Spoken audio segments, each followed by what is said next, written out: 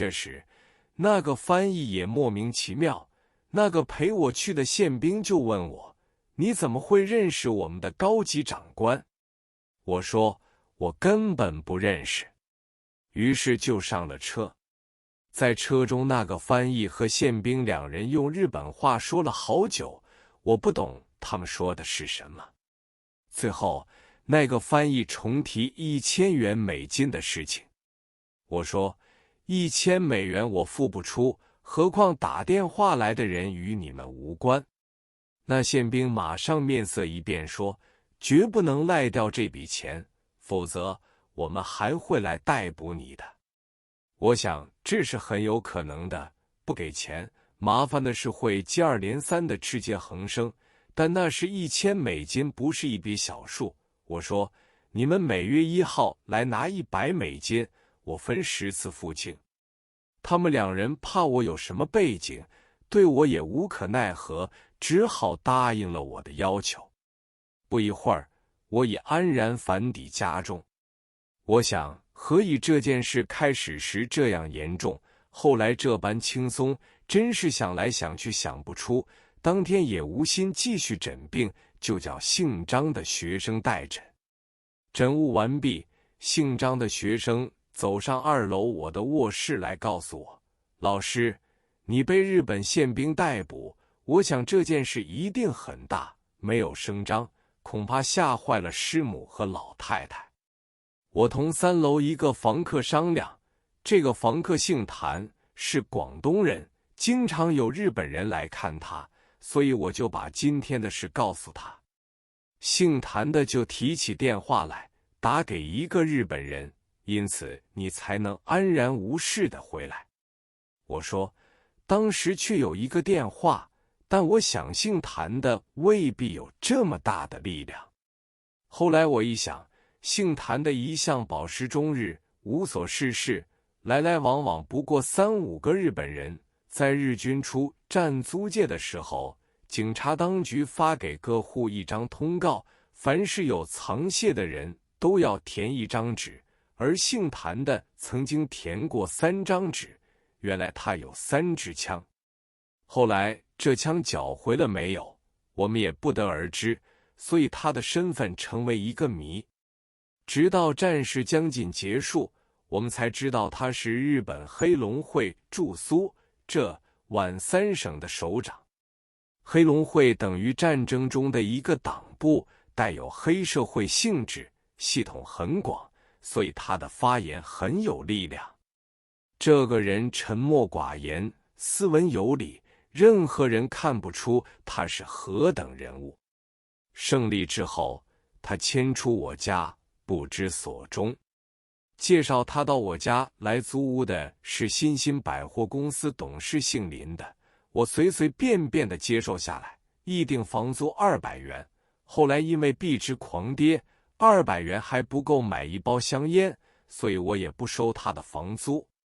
原来他对我已暗中查看了好久，所以经我的学生一说，他就自动地打了这个电话。胜利后几年，姓林的传出消息，谭某已被枪决。经此一事，我虽有惊无险，但在宪兵的车中坐了20分钟，对我神经上的刺激永远难以忘怀。之后看电影，看到鞭打囚犯，或是用烙铁烫囚犯，总好像身受一样。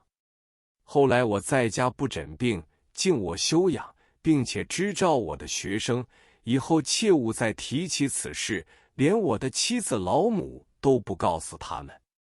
但我常做噩梦，以致神经衰弱，不要说在路上看见一顶军帽就手软脚软，连看到路上一些工人头戴灰色帽子都会心跳争冲。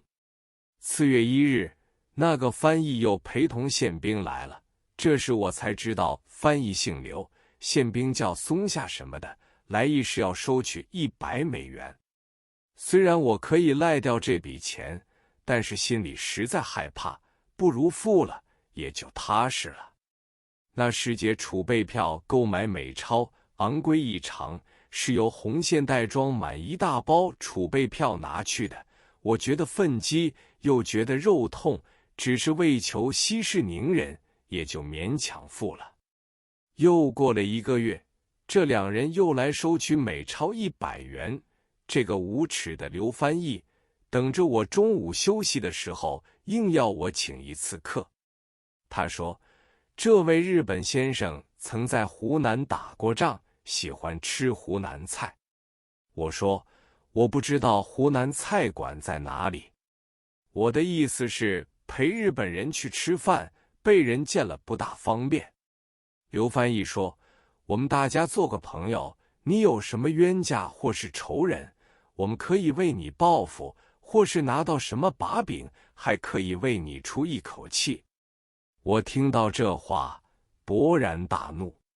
我说，仗势欺人，不是我这种人，要我请客，在目前的情况下也实在不便。说时声色俱厉，那日本宪兵看到我这种神气，知道无法勉强。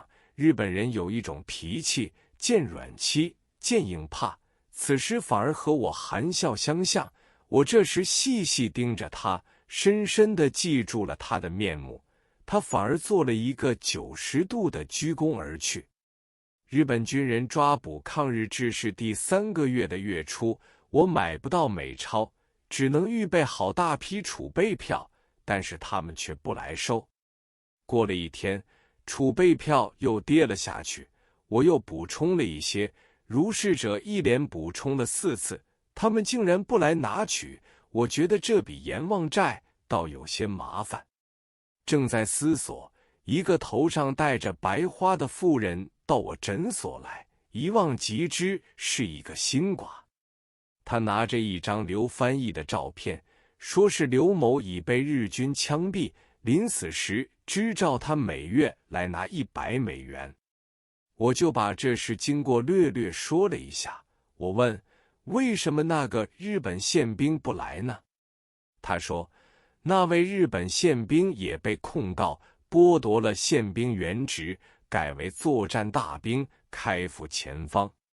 我听到了这话，便说，你丈夫生平以敲诈为业，中国人受累的已不知其数，真是死有余辜。现在他已死，还想要这笔钱，我是不付的。那个双父很可怜，照平常的情况，我也许会给他一些钱，但因为这件事实在令人气愤，我就叫诊所中药材店的人把这妇人挥之出门，这件事才算告一段落。我认为日本人的这种随从汉奸是真正的卖国贼。胜利之后，这类人在上海至少有300-500人，他们一听到日本投降，都鸡飞狗走，跑得不知去向。政府当局对这批汉奸没有追究，让他们逍遥法外，这是我感到最痛心的一件事。